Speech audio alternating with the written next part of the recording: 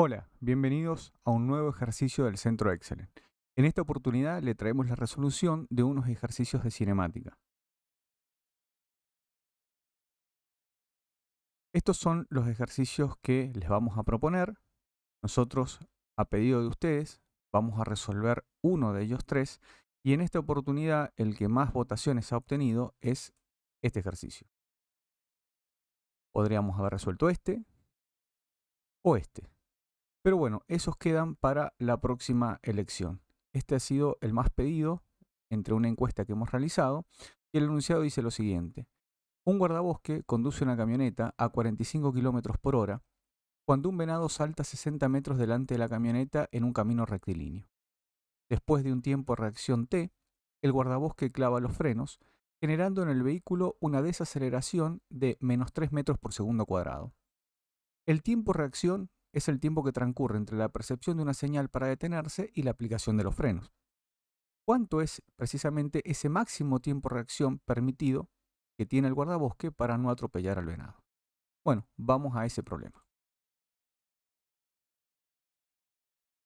Vale aclarar que este ejercicio que vamos a resolver es un ejercicio que se ha tomado en los exámenes de ingreso o admisión a las carreras de medicina, ingeniería. Ha estado en varios ingresos. Es un problema típico, a veces parecido, a veces cambia un poco la pregunta, pero la estructura del problema, si aprendemos a razonarla, nos va a servir para varios problemas que tienen una estructura similar a esta, ¿sí?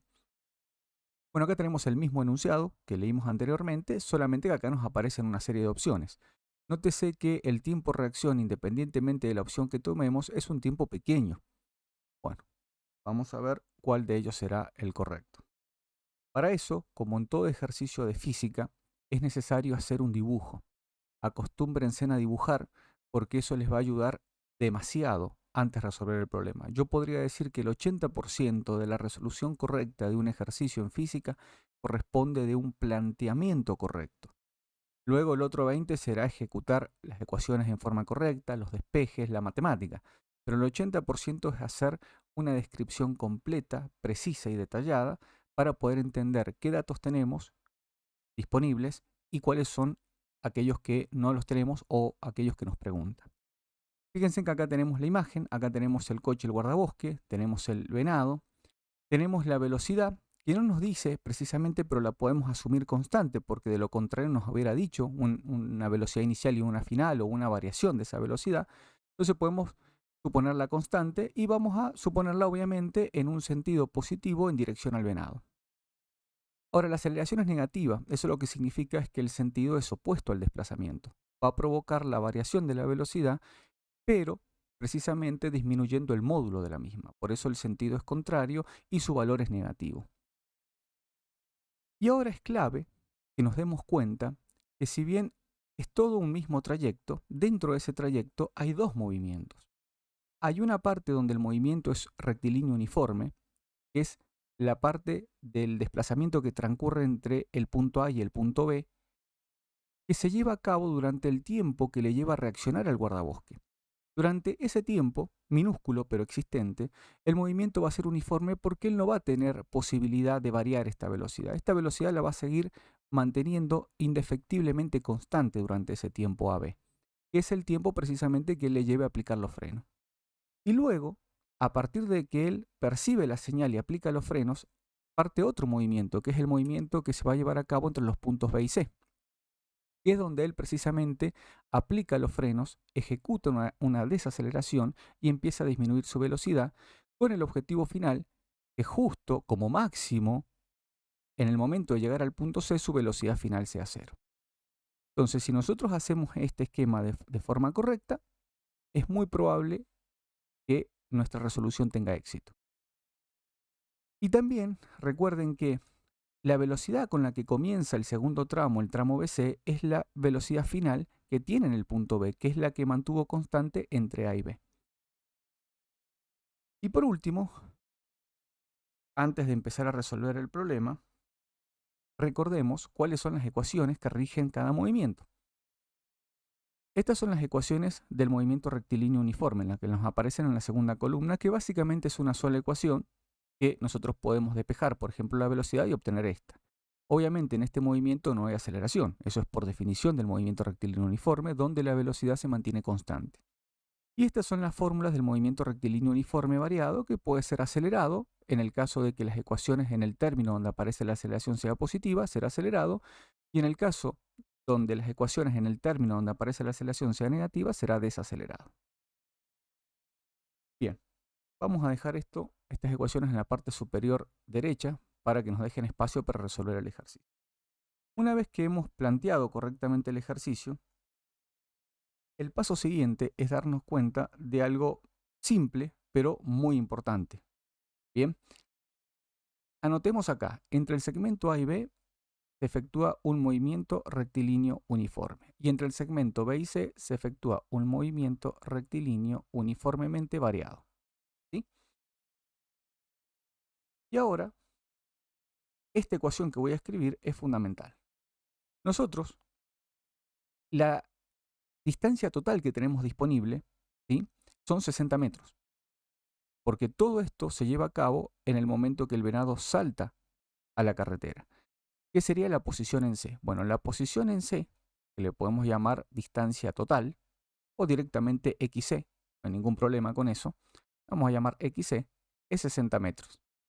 Vamos a suponer que la posición inicial en A es 0. A partir de ahí nosotros empezamos a medir las distancias. Donde está el guardabosca el momento que el venado salta. Ese es nuestro 0 de referencia. Entonces el 60 estará en la posición del venado.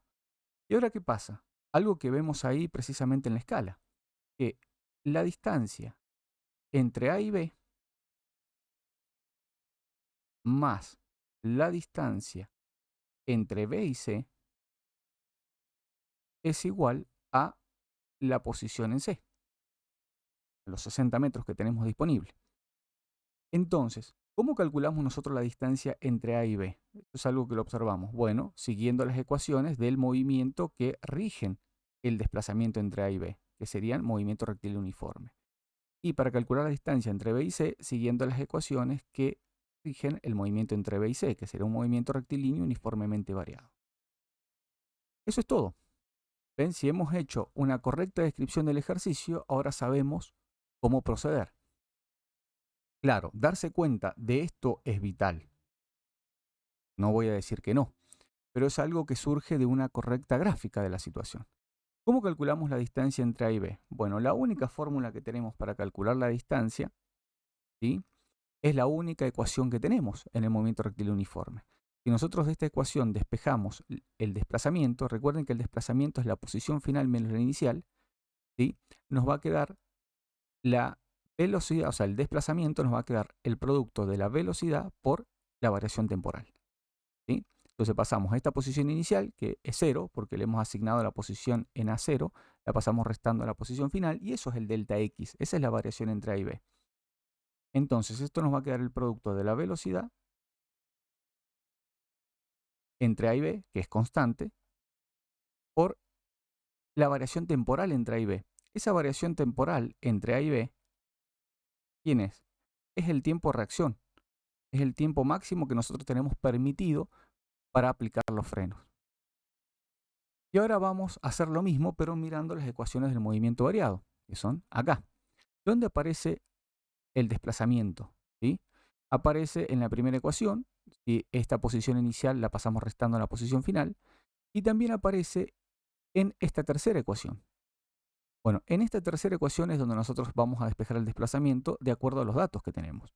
Nosotros tenemos la velocidad final, que naturalmente debe ser 0, la velocidad en C, porque recuerden que el desplazamiento entre B y C, la posición inicial es B y la final es C. ¿Cuál es la velocidad final en C? 0. ¿Cuál es la inicial en B? La que termina el segmento AB, que es la que mantiene constante. Es dato, 45 km por hora. La aceleración la tenemos también, negativa 3 metros por segundo cuadrado, y acá nos aparece el desplazamiento. Entonces de ahí vamos a despejar el desplazamiento. Entonces si despejamos el desplazamiento nos va a quedar la velocidad final, que va a ser la velocidad en C al cuadrado, menos la velocidad en B al cuadrado, todo dividido en 2 por la aceleración, que es la que trae en el tramo BC. Y esto igual a la posición en C, que serían los 60 metros. Si ustedes observan con detalle, van a ver que todo lo tenemos. excepto el tiempo de reacción, que es precisamente la pregunta. Pero tenemos la velocidad del tramo AB, constante 45 km por hora, tenemos la velocidad en la posición final C, que debe ser 0 para precisamente no dañar al venado, tenemos la velocidad inicial del trayecto BC, que la velocidad inicial del trayecto BC, como dije, es la que mantiene constante durante el tramo AB. Esa es final del tramo AB, que es la misma durante todo el tramo, y es la que inicia el segmento BC. Entonces, esa velocidad inicial vuelven a ser los 45 km por hora. Y la aceleración del segmento BC también la tenemos. O sea que es una ecuación con una sola incógnita. Por lo tanto, la podremos resolver sin ningún inconveniente. Vamos para acá y empecemos a reemplazar. Si va a convenir los 45 km por hora, pasarlos a metros por segundo. Y esto es así porque todas las otras unidades, bueno, el otro dato que tenemos, que es la aceleración, está en metros por segundo cuadrado. Y como consejo, les digo que casi siempre es mejor, es más natural pasar una unidad que está, o sea, una cantidad que está en unidades naturalmente mayores, como son kilómetros y horas, a una que está menor, que es metros y segundos. Entonces, ¿podemos hacerlo al revés? ¿Podemos pasar la aceleración de metros por segundo cuadrado a kilómetros por hora cuadrada? Sí, también lo pueden hacer, no hay ningún problema. Pero quizás le presente mayor dificultad, solamente eso. Les aconsejo pasar los 45 km por hora, que aparte es una unidad de velocidad menos compleja dimensionalmente que una aceleración. Entonces, bueno, primero recordemos para pasar los kilómetros a metros que yo tengo 1000 metros en un kilómetro, cada un kilómetro. Y lo escribo así, de modo que cuando multiplique, las unidades cruzadas e iguales se simplifiquen. Y luego vamos de hora a segundo. Bueno, antes coloquemos primero lo más natural, que una hora trae 60 minutos. Y luego pasemos los minutos a segundos, sabiendo que un minuto trae 60 segundos. Entonces, las unidades que son iguales y las he colocado en dirección cruzada se van a simplificar, la hora con la hora, el kilómetro con el kilómetro y el minuto con el minuto.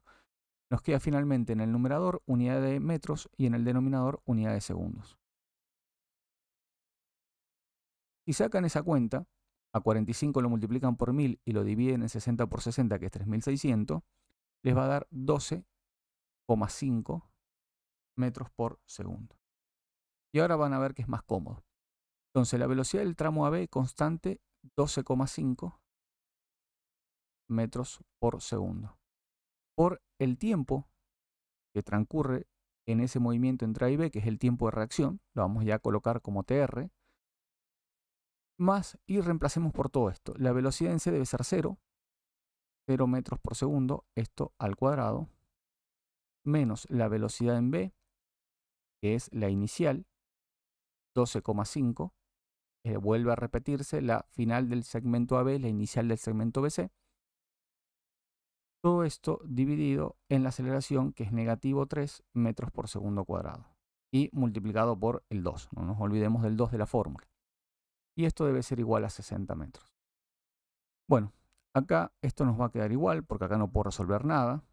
El tiempo de reacción es precisamente el dato, o sea, es la incógnita, perdón.